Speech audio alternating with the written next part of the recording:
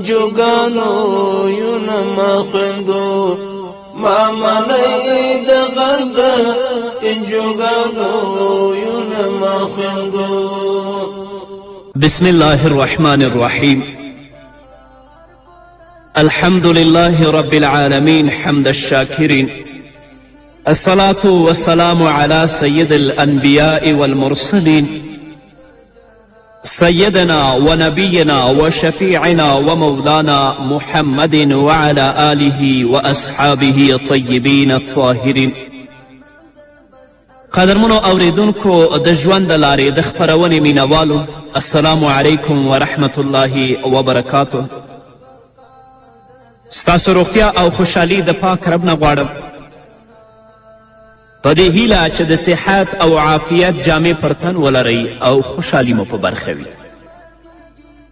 دا د زه محمد یاسین فهیم د ژوند د لارې د خپرونې په وړاندې کولو کې ستاسو په خدمت کې یم. زموږ د نن ورځې د خپرونې موضوع بیا هم جنتي میرمن. درنو اوریدونکو،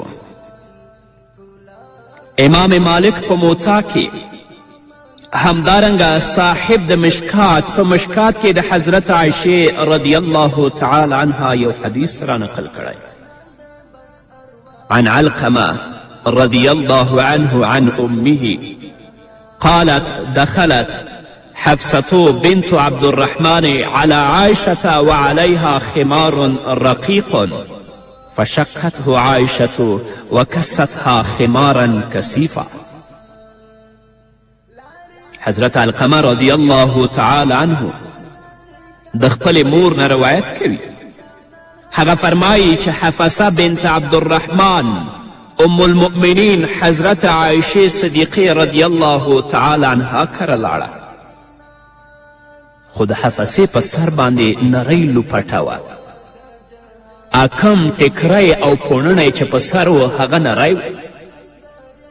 کله چې ام المؤمنین عایشې صدیقې رضی الله تعالی عنها دا نری لوپټه د حفصې په سر ولیدله، نو ام المؤمنین هغه وشلوله، خپله جګه شوه، د خپلې کور نه یو غټ پوړنی او ټکری ورکه، حفصې ته یې ورکه چې دا په سر که.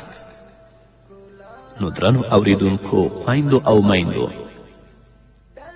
داسې نری جامه اچول او داسې نری ټکری په سر کول چې د هغې نه ویښته او دننه د بدن رنګ ښکاره شي، دا ناجائز دی، دا حرام دی.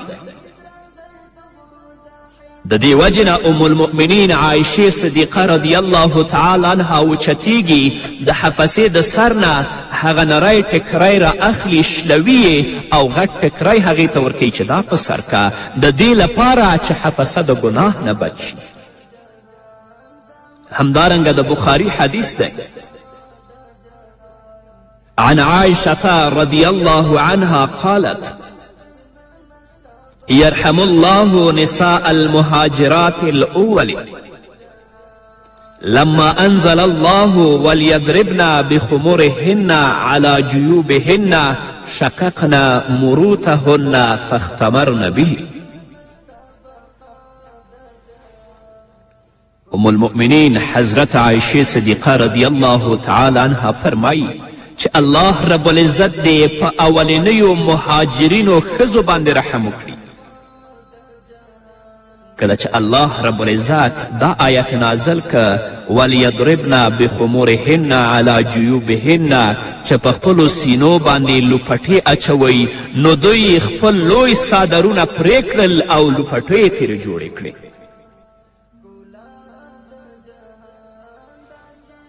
داسې لوپټه او داسې ټکری چې د هغې نه ویښته او د بدن څرمن په نظر راځي او ښکاري، د دې په سر کول خویندو ته دا ناجائز دی، حرام دی.